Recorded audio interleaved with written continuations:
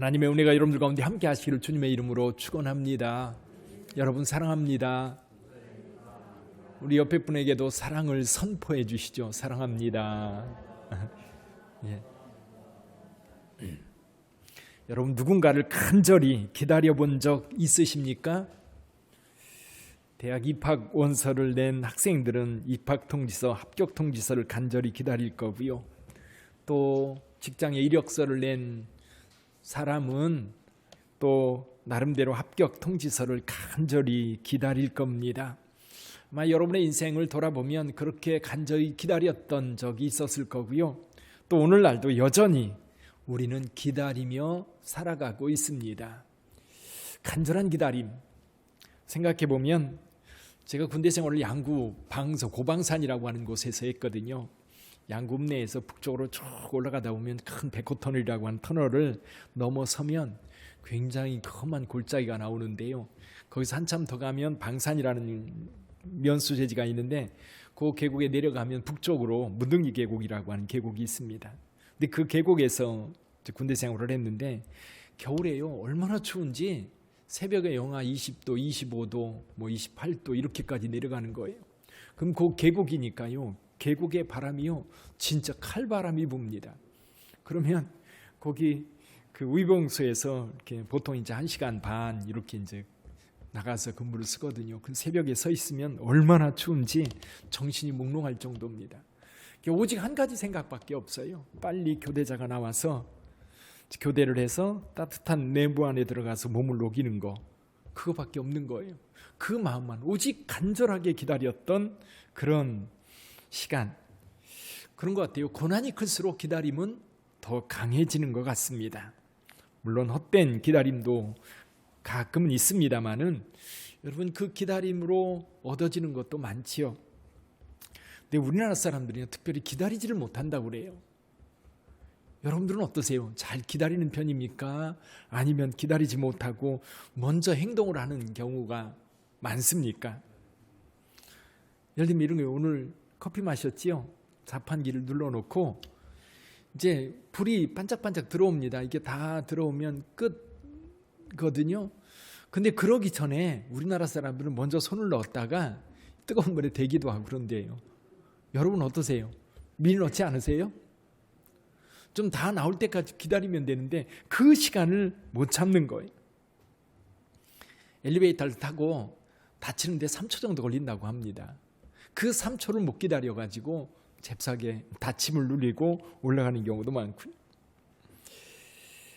이 유럽 사람들은요, 이 이탈리아 사람들을 향해서 그렇게 얘기를 한대요.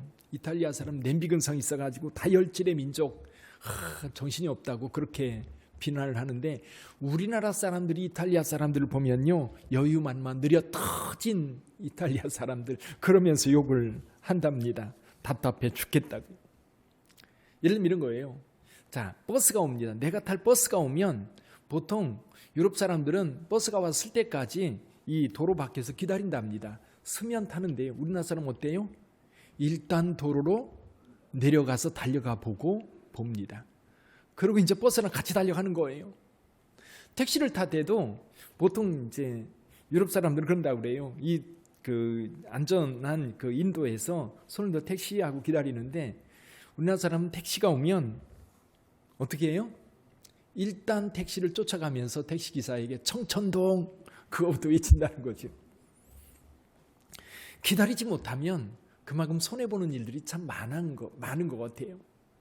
좀 여유가 있이 기다렸으면 참 좋겠는데 종교적인 면에서도 그런 것 같아요. 예수님께서 늦게 오시니까 안 오시니까 우리나라 사람들 가운데 내가 예수다 그렇게 나서는 사람들 가만히 생각해 보니까 너무 성질이 급해서 그런 거 아닌가 그런 생각이 들고 또 예수님 기다리다 너무 늦게 오시니까 또 내가 예수다 그러니까 그게 진짜 예수인 줄 알고 거기에 쫓아가는 사람들 너무 급해서 그런 건 아닐까 그런 생각도 한번 해봅니다. 어쨌거나 여러분 예수님을 믿는 자들은 기다림이 좀 익숙해져야 될 것 같아요. 여러분 애굽에서 노예 생활하던 그들 굉장히 힘들고 어려운 시절을 보내고 있었어요. 그들의 고통이 그 부르짖음이 하나님 앞에 상달되었다라고 말씀하고 있어요. 출애굽기 2장 24, 25절에 보면 말씀해요. 하나님이 그들의 고통소리를 들으시고 하나님이 아브라함과 이삭과 야곱에게 세운 그의 언약을 기억하사 하나님이 이스라엘 자손을 돌보셨고 하나님이 그들을 기억하셨더라. 이스라엘 백성들의 부르짖음은 단순한 부르짖음이 아니었지요. 신음소리가 아니었어요. 하나님의 약속에 대한 깨우침, 그리고 하나님께 대하여 그 약속을 지켜달라고 하는 탄원의 부르짖음이었던 겁니다. 어쩌면 기다림이라고 하는 것은 내가 스스로 할 수 없는 것, 내가 뭔가 할 수 있으면 그 일을 하면 됩니다. 근데 기다림에는 대개 내가 아무것도 할 수 없는 그런 상황에서 수동적인 태도로 그저 시간을 보내는 그런 것이 기다림인 것처럼 느껴질 때가 있어요. 또 어려울수록 힘들수록 그 기다림은 더 간절하게 되지요. 자, 오늘 누가는 지금 세례 요한이 활동을 시작할 즈음에 시대 상황에 대해서 1절, 2절에서 장황하게 설명을 하고 있어요. 디베르 황제가 통치한 지 15해, 곧 본디오 빌라도가 유대 총독으로, 헤롯이 갈릴리 분봉왕으로, 그 동생 빌립이 두레와 드라고니 지방의 분봉왕으로, 루사니아가 아빌레네의 분봉왕으로, 안나스와 가야바가 대제사장으로 섬길 때, 이렇게 장황하게 설명하는 이유가 뭘까요? 그 시대에 대한 이야기를 하는 겁니다. 그 시대가 어떤 시대였을까? 특히 유대인들에게 있어서 이 시대는 정말로 힘들고 고통스러운 시대였어요. 자, 여기 등장하는 인물들 이전에 헤롯이라고 하는 사람이 통치를 했습니다. 헤롯이라고 하는 사람, 강력한 어떤 지도력을 가지고 로마로부터 분봉왕으로 인정을 받았어요. 그래서 로마를 대신해서 이스라엘 전체 지역을 다스렸던 헤롯, 그는 자기 민족을 다스렸던 게 아닙니다. 로마로부터 위임된 통치, 그러니까 결국 로마를 위해서 유대를 통치했던 거지요. 얼마나 힘들고 어려웠던지. 예수님 탄생할 때도 힘들었고요. 그 이후에 헤롯이 죽고 나서 네 아들에게 땅을 다 나눠줬습니다. 근데 그 중에 한 곳이 아켈라오라고 하는 사람에게 분배가 됐었는데 그 지역이 바로 유대 땅이죠. 유대 땅. 근데 아켈라오는요, 너무 잔인하고 악해서 이 유다 백성들이요, 로마 정부에, 로마 본국에 탄원을 했었어요. 도대체 살 수가 없다. 그래서 유대 지역만 총독을 파견합니다. 그래서 여기 보니까 빌라도가 유대의 총독으로 있었다 그랬어요. 그럼 유대 총독이 왔을 때는 오히려 백성들에게 좀 여유가 있었고 평안했었습니까? 그렇지 않거든요. 오히려 로마 군인들이 완전 유대에 들어와서 진을 치면서 그 백성들을 통치하고 있었어요. 자, 우리나라도 대한제국 시절 또 일제강점기를 생각해보면 다른 나라의 지배를 받는다는 것이 얼마나 힘들고 고통스러운 건지 그걸 잊으면 안 됩니다. 그제도 그 국민일보 신문에 이 정동에 있는 성공회 주교자 성당에 대한 이야기가 나왔어요. 근데 지금도 거기는 아침과 점심과 저녁에 종을 친다고 합니다. 여기 종소리가 들리는데 그 종소리에 대해서는 아무도 사람들이 말을 안 하나 봐요. 여전히 종이 울리고 있는데 그 종이 일제강점기에 수탈을 당하지 않은 이유가 뭐냐면 너무 높아서 일본 사람 떼가지를 못했대요. 일제시대 때요, 교회 종들이요 다 떼갔습니다.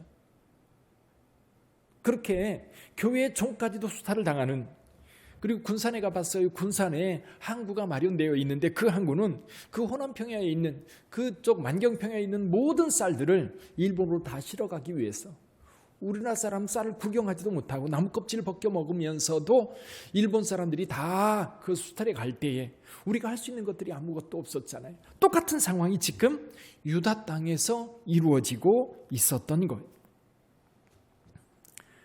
정말 힘들고 어려운 사회, 로마의 지배에서 벗어날 힘은 없고 그들이 마음속에 기다리고 있는 그 기다림, 그건 뭐예요? 선지자들이 예언했던 바로 메시아였어요. 메시아에 대한 그 간절함. 근데 이 간절함에 대해서도요, 두 부류가 있는 것 같아요. 사실은 한 부류는요, 메시아의 오심에 대해서 그렇게 달가워하지 않아요. 예수께서 오셨다, 메시아로 오셨다라고 할 때에도 오히려 그걸 부정하려고 애썼던 사람들이 있어요.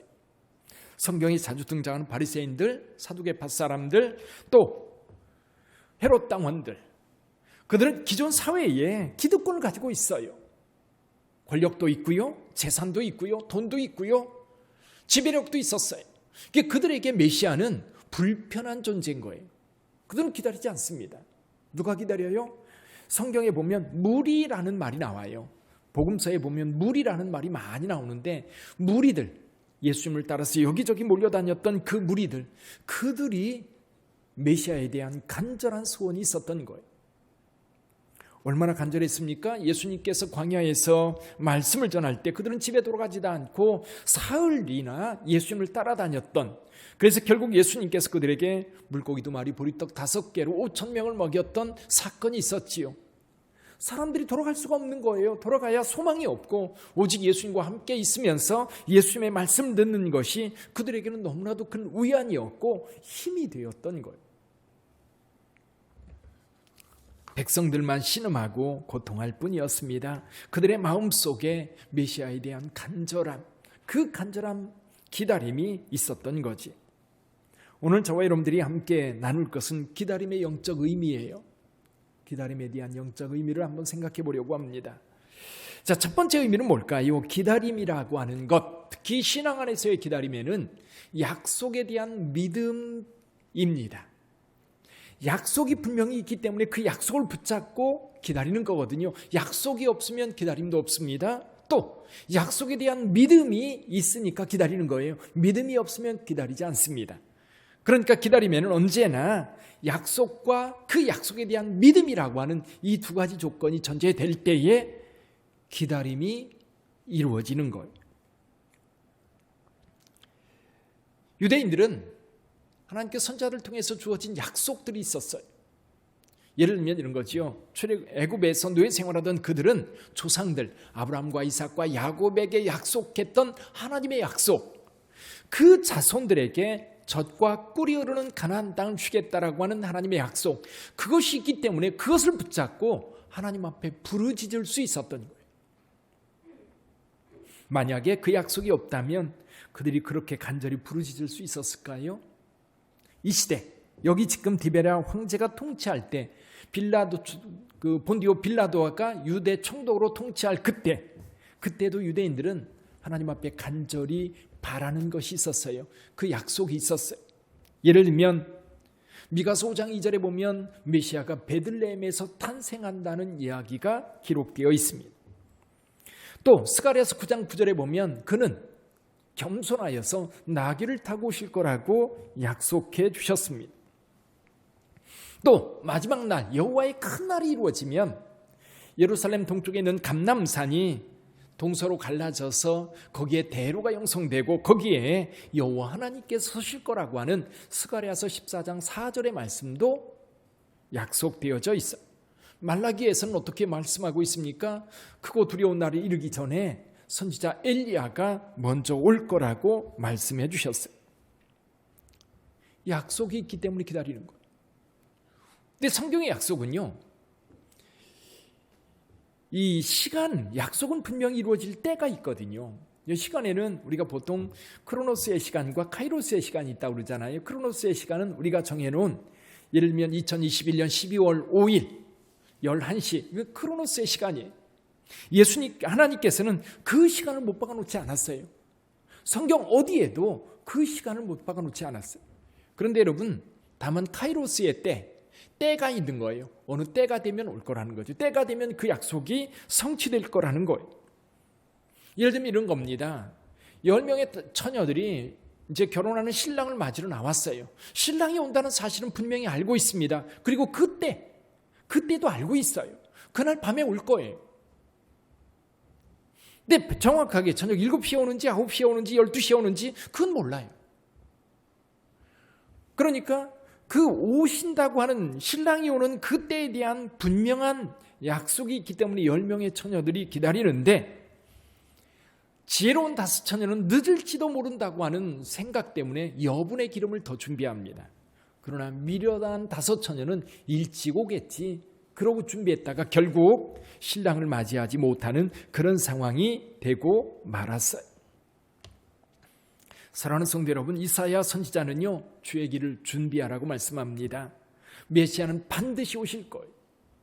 반드시 오신다고 하는 그 믿음, 이것이 우리로 하여금 기다리게 만드는 힘이거든요. 근데 기다림에는 그냥 기다림이 있는 게 아니에요. 기다리면 굉장히 수동적입니다. 왜냐하면 오는 사람이 굉장히 적극적으로 때에 맞춰서 우리에게 오니까 나는 서서 여기 서서 그냥 수동적으로 서 있기만 하면 되는 건가? 여러분, 기다림에는 준비가 필요합니다. 이 오늘 본문의 말씀에서도 이 이사야 선지자가 이렇게 외쳐요. 말씀합니다. 광야에 외치는 자의 소리가 있어 이르되 너희는 주의 길을 준비하라. 그의 오실 길을 곧게 하라고 말씀하고 있어요. 여러분, 기다린다고 하는 것은 굉장히 수동적인 태도 같은데 여러분 굉장히 적극적입니다. 군대 간 아들이 휴가를 나와요. 그럼 엄마는 가만히 있지 않습니다. 갈비도 사다 재놓고요. 아들이 평소에 잘 먹는 김치를 미리 담궈 놓고요. 그렇게 기다립니다. 아들이 있는 분들 그랬죠? 잘 모르시겠어요? 요즘에는 그래요. 요즘에는 그런 거 안 하고 그냥 식당 가서 한 끼 사주면 그렇죠? 편할 거예요. 그래도 기다림은 간절해집니다. 자, 연애하는 두 연인이 있습니다. 데이트 약속을 했어요. 약속이잖아요. 약속이면 그 약속 시간을 기다릴 거예요. 기다리면서 그냥 보냅니까? 아니죠. 즐거운 상상을 할 겁니다. 만나서 무엇을 할지, 무엇을 먹을지, 어느 곳에 갈지 많은 것으로 준비합니다. 여러분, 약속이 있는 사람들은 달라요. 태도가 달라요. 준비합니다. 이사야 선지자는 분명히 말씀해요. 여기 보니까 어떻게 준비하라고요? 모든 골짜기가 메워지고 모든 산과 작은 산이 낮아지고 굽은 것이 곧아지고 험한 길이 평탄하여질 것이라. 예루살렘에 있습니다. 예루살렘 올드시티가 있는데요. 그 동쪽편으로 기드론 계곡이 있어요. 건너면 바로 이 감람산이 남북으로 쭉 연결되어 있어서 마치 병풍으로 동쪽을 가로막은 것처럼 그렇게 보여요. 근데 감람산 넘어서 여러분 동쪽편으로 보면 유대 광야가 쫙 펼쳐집니다. 물론 높은 산은 없어요. 계곡이 있고 낮은 산들이 그 굉장히 여러분 사진으로 보면요, 그 능선이 너무너무 아름다워요. 근데 막상 그 광야 속에 들어가면 완전 돌밭이, 돌밭과 가시밭, 길이 얼마나 험한지 몰라. 그래서 아마도 이사야 선지자는 그쪽에서 주님이 오신다고 한다면 그 계곡이 메꿔지고 산들이 깎아지고 굽은 길이 곧아져서 고속도로가 나는 거예요. 할렐루야. 여러분, 지금은요, 여러분 그 이스라엘에 1번 국도가 있어요. 1번 국도. 우리나라 1번 국도는 어디서 어디로 이어지죠? 1번 국도는 서울에서 부산으로 이어지는 이제 국도가 있습니다. 1번 국도. 또 3번 국도, 5번 국도. 3번 국도는 장원을 통해서 이 충주로 해서 저 남쪽으로 내려가는 거고, 5번 국도는 어디에 있어요? 저쪽 원주 지나서 그 길이 5번 국도고, 7번 국도가 있어요. 동해안으로 따라가는 국도가 있습니다. 홀수는 남북으로 이어지는, 짝수는 동서로 이어지는 우리나라 도로는 그렇게 되어 있습니다. 이스라엘 1번 국도는 텔아비브에 시작해서요, 예루살렘을 거쳐서 어디로? 저 여리고로 내려가요. 지금은 고속도로가 진짜로 나 있어요. 그래서 여리고에서 예루살렘 올라가려면 차로 가면 금방 가요. 아마 선지자가 꿈꿀 때 그런 꿈을 꾸지 않았을까? 고속도로가 쫙 펼쳐지고 그곳에 카퍼레이드 하면서 하나님께서 임재해 오시는 그런 모습을 꿈꾸지 않았을까? 근데 이 말씀을 여기에 인용하면서 세례 요한이라고 하는 사람이 이 말씀을 가지고 선포를 하는데, 누가는 이제 그것이 물리적인 어떤 도로가 아니라 내 마음속에 주님께서 오실 그 길을 예비해야 된다는 것. 핵심이 뭐예요? 우리가 예수 그리스도 메시아가 왔을 때 그 메시아를 영접할 수 있는 사람이 누구냐라는 거예요. 내 안에 마음속에 준비가 되어 있어야 되는데 그 핵심이 뭡니까? 회개라는 거예요. 회개. 죄악에 물들어 있는 사람들, 욕심에 물들어 있는 사람, 미움과 갈등으로 가득 채워져 있는 사람들은 메시아가 왔을 때 그를 영접할 수 없다는 겁니다. 그를 영접하기 위해서 내 마음의 고속도로를 내야 되는 거예요. 내 마음의 도로를 내야 되는 거예요. 핵심이 뭐예요? 회개입니다. 회개. 여러분, 아까도 말씀드렸던 바리새인들, 사두개파 사람들, 헤롯 당원들, 그들이 메시아를 기뻐하지 않은 이유가 뭡니까? 그들이 가지고 있는 욕심을 포기하고 싶지 않거든요. 버리고 싶지 않거든. 그러나 아무것도 없는 사람들은, 그래도 아무것도 없는 사람들에게도 그 마음속에 뭐가 있어요? 여러분, 미움과 원망과 갈등이 가득 채워져 있다면 그 안에 메시아가 들어올 자리는 없는 거예요. 회개가 필요한 줄 믿습니다. 오늘날도 마찬가지예요. 우리가 예수 그리스도를 기다리는 대림절기를 우리가 보내고 있습니다. 그러면 촛불 하나가 켜지고 두 개가 켜지면서 주님 오신 그날을 지금 기다리고 있는데 그냥 멍청하게 앉아서 기다릴 수는 없다는 거죠. 준비해야 됩니다. 어떻게 준비할 거예요? 여러분, 여러분의 마음에 세상 욕심과 불안과 두려움뿐만 아니라 죄악으로 젖어 있다면 그것을 다 끌어내어서 회개하고 깨끗한 마음으로 주를 영접할 수 있도록. 예수께서 오셨을 때 누가 예수를 영접했습니까? 동방박사들이.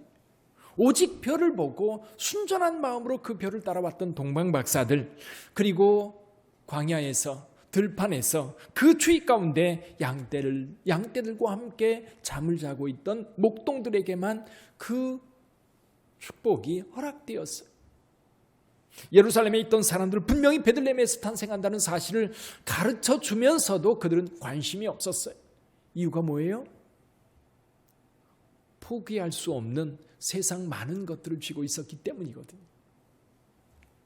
어쩌면 우리는 어린아이 같은 순전한 마음으로 우리 구주 예수 오심을 기다려야 되지 않을까. 그 진정한 회개가 어디에서부터? 우리 안에서부터 일어나야 되는 거예요. 그래서 세례 요한이 선포하는 회개라고 하는 것은 위기를 모면하기 위해서 잠깐 표면적으로 하는 그런 회개가 아닙니다. 내면 깊숙한 곳에서 일어나는 회개여야 되는 거예요. 여러분, 신앙이라고 하는 것은요, 위선으로 만들어내기가 참 쉽습니다. 그러나 신앙은요, 속이 변화되는 진심을 버리고 거짓으로 감싸면 그것은 더 이상 신앙이 될 수 없고 그 영향력은 전혀 나타날 수가 없는 거예요. 사랑하는 성도 여러분,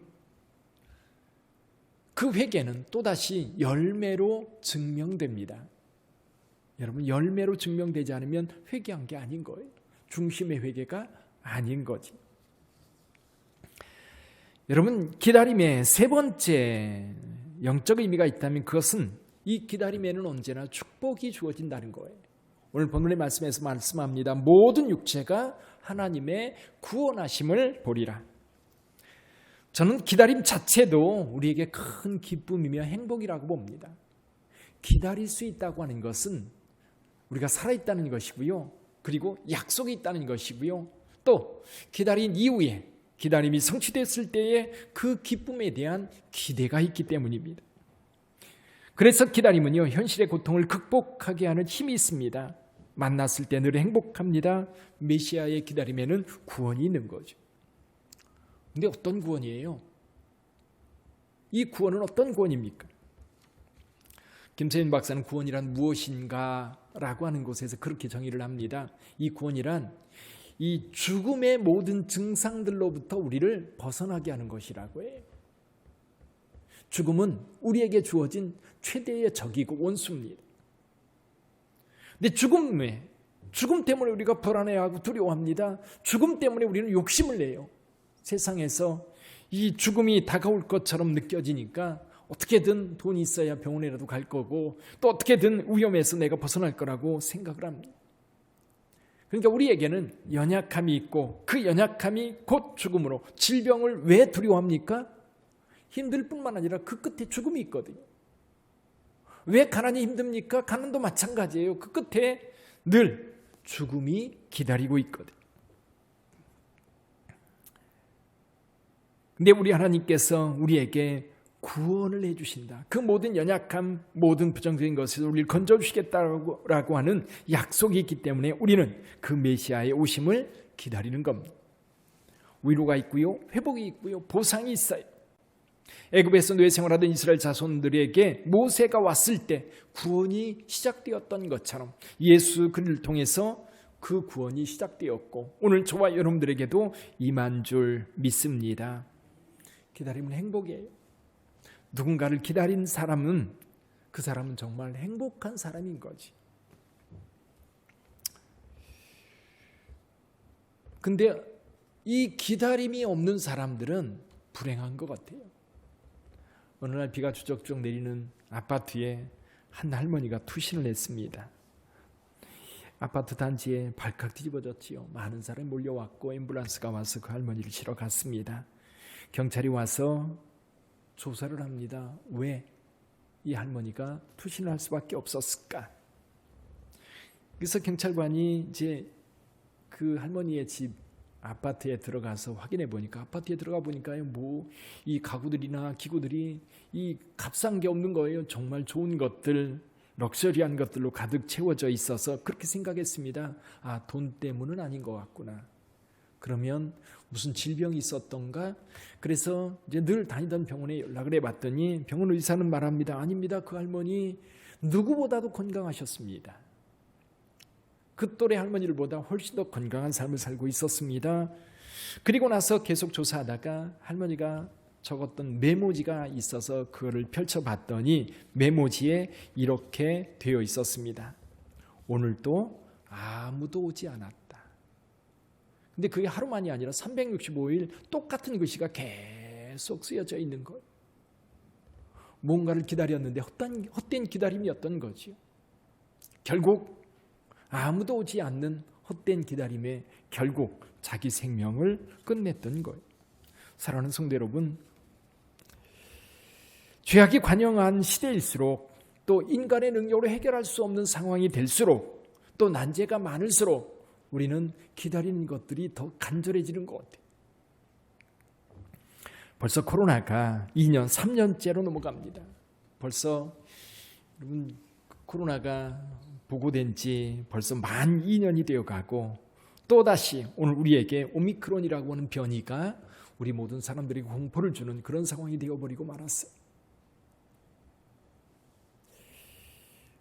나이지리아를 방문했던 선교사 부부가 이제 오미크론에 확진되면서 우리나라에 오미크론 환자가 발생하게 된 거지요.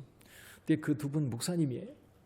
근데 들어와서 차를 타고 집에 가서 계속 쭉 격리했다고 합니다.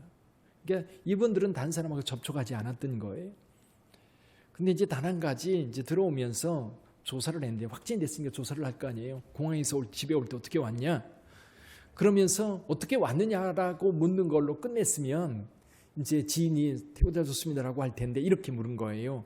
올 때 방역 택시 타고 오셨습니까? 라고 물었는데 이게 순간 이랬다고 그래요. 방역 택시? 그게 뭐지? 그리고 순간 아니라고 얘기를 하지 못하고 네라고 대답을 했다고 그래요. 그래서 자기를 데려다 준 이 기사에 대해서 이해하게 할 기회가 놓쳤던 거예요. 근데 같이 데려오면서 그 사람, 그 외국인이었죠. 30대 그 젊은 남자가 확진이 됐고 그 안에 그 자녀들이 확진되면서 엊그제까지만 해도 9명이 이제 오미크론에 확진됐다라는 이야기가 나옵니다. 근데 이제 그 외국인이 숭의감리교회에서 예배를 드리면서 많은 사람을 접촉할 가능성이 있어서 다 검사를 했는데 결과는 어떻게 냈는지 잘 모르겠습니다. 근데 이제 다만 그 감염된 분들이 일단은 증상이 굉장히 그 가볍고 무증상이고, 그래서 오미크론이 오히려 치명률에 있어서는 좀 가벼워지기를 기대합니다. 근데 이제 저는 이걸 보면서 이런 생각이 들어요. 우리 인간이 계속해서 이제 백신을 개발해내는데 백신을 개발해내는 것보다 한 걸음 더 빨리 이 그 코로나가 더 빨리 진화해 가는 건 아닌가. 자꾸 변이가 발생하면서 이런. 그러다 보니까 인류적인 공포가 자꾸만 더 커지는 것 같은 그런 느낌이에요. 근데 여러분, 그것만이 아니라 사실 우리 기독교적 관점에서 보면 오늘 우리 사회, 죄악이 관영한 사회고, 그리고 또 대통령으로 나오는 사람들마다 성경책 들고 다니면서 예배를 드리는데 과연 진정한 믿음을 가지고 그들이 하나님 앞에 서 있는지 걱정이 되고 있는 상황이기도 해요. 진짜 믿음을 가지고 있다면 저 사람들이 어떤 태도를 보일까, 그런 생각도 들고요. 사랑하는 성도 여러분, 어쨌거나 우리는 대림절을 맞이해서 예수 오심을 기다리고 있는 이때에 여러분들은 어떤 예수님을 기다리고 계십니까? 예수님이 오셨을 때 어떤 문제를 해결해 주시기를 원합니까? 물론 제 마음에는요, 주님이 오셔서 우리 교회 건축 문제도 좀 깨끗하게 해결해 줬으면 좋겠다는 마음도 솔직히 있어요. 여러분의 자녀 문제, 여러분의 건강 문제, 또 여러분의 재산 문제, 또 이 땅의 죄악의 문제, 더욱 이 나라의 가운데 기독교에 대한 불신의 문제, 이런 문제들도 함께 해결됐으면 좋겠어요. 사랑하는 성도 여러분, 여러분들은 어떤 주님이 오셨을 때 어떤 문제를 해결해 주시기를 기대하는지 우리 하나님 앞에 기도하면서 간절히 구하면서 간절한 마음으로 기다리는 저와 여러분들이 되기를 주님의 이름으로 축원합니다. 기도하겠습니다.